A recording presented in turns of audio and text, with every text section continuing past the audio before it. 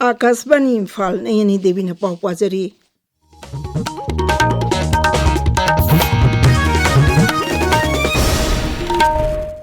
Bishnupur जिला की उलौदा लेबा फार्मर्स ट्रेनिंग हॉलदा प्लांट नर्सरी एसोसिएट साइबे हिरमदा residential skill development training programme मंगसे औदोक्रे पुंजनी बुद्रा चुपन पांगतोकदब थौरम अदुदा जिला तरक तरुक्तगी खनगल अबलौमिनी फुना सरुक यागनी केंद्र की लघु सिंह मंत्री Shivraj Singh Chouhan forest and climate change मंत्री भूपेंद्र यादव का ngarang न्यू दिल्ली अवांग थाकी मिफम पांगतोक्रे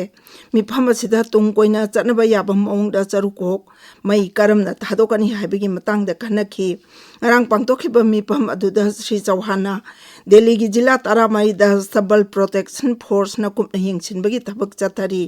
महाकना हाई चरुखोक मई थाबा मतमदा कोइबगी पिबम सोगनबत नतना लेबाक लायाव मंगनबगा लोइना प्रकृतिदा कानबा पिबा तिन कांगसिंगदगिसु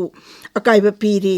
चलिबा चही असिदा चरुखोक निंथिना मांगता नबा रेसिड्यू मैनेजमेंट मेसिन लिसिंग नि फुतरु एना यंथोकलगनी महाकना हाई इंग्लिश हनी कुंतरु कुंतरेट की क्रॉप रेसिड्यू मैनेजमेंट स्कीम की मखादा लुपा कोटी 494 काइथोक्तुना थमले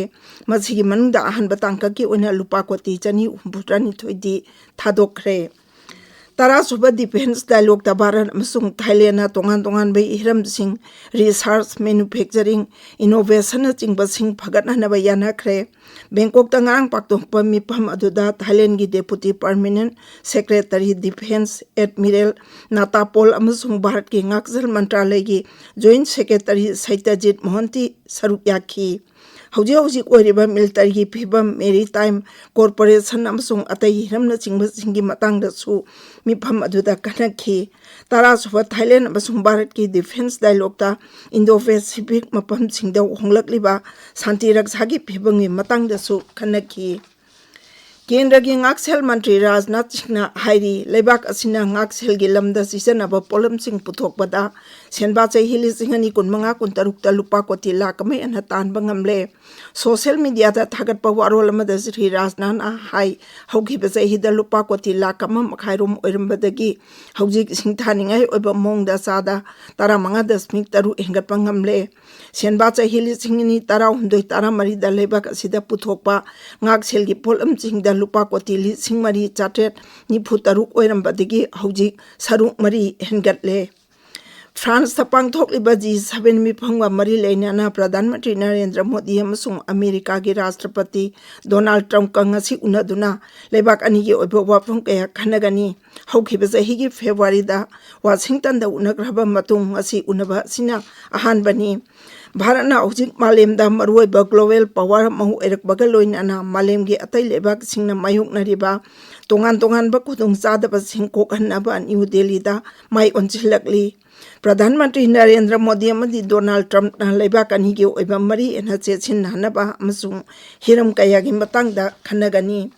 G7 की ngarang पांगतोकपा थौरम अमदा प्रधानमंत्री नरेंद्र मोदी ना हाई लेबाक अमगा अमगा अफबा मरी थंबदा अमना मबु थाजबा हाइबसी यामना मरु ओय हौजिक पावदा भारत ना पाइखलगलिबा तोंगान तोंगान बा चाखत थौरंगी प्रोजेक्ट सिंग solar alliance global biofuel alliance mission life अमदी एक पेड़ मा के नाम कैंपेन चिंबसिंग असी माइ पाकना पांगतोकपा ngamliba असी अफबा समाज अम सेंगबनबा चेतपा पांदम ममगा लोइनाना होनबनानी ngasi Donald Trump का उनरबा मतुंग प्रधानमंत्री नरेंद्र मोदी ना G7 का मरी लेन अन पांगतोकपा तोंगान तोंगान थौरम सिंगदा सरुक यागनी तुंगदा यूरोप काउंसिल की president Antonio Costa European commission की प्रेसिडेंट वोन डर लेयन अमसुंग जर्मनी की चांसलर फ्रेडरिक मर्ज का उनगनी agricultural and processed food products export development authority की चेयरमैन अभिषेक देव ना हाइरी हौखिबा चही 10 दा लेबाक असिगी लघु सिंगुगी मापालमदा थादोकपा पोथोक 240 ओइरमबादो हौजिक चांगवारोम थादोकपा ngamle मालेमगी कैथेलदा हाना अमेरिका ब्राजील चाइना अमदी यूरोपियन यूनियन ना अयाम्बा पोथोक सिंग योलमलबसो हौजिक भारत सु खोंजेल याना चंगसिलकली केंद्र की रेलवेज की राज्य मंत्री Ravneet Singh Amritsar Shri Mata Vaishno Devi Katra Vande Bharat express lump थाखरे अनौब rail लंबी अमृतसर अमसुंग श्री माता वैष्णो देवी कात्रा फाव चटकदब मियोइसिंगदा हेन खुदोंचाब पीरगनी पाउ लोइजरे।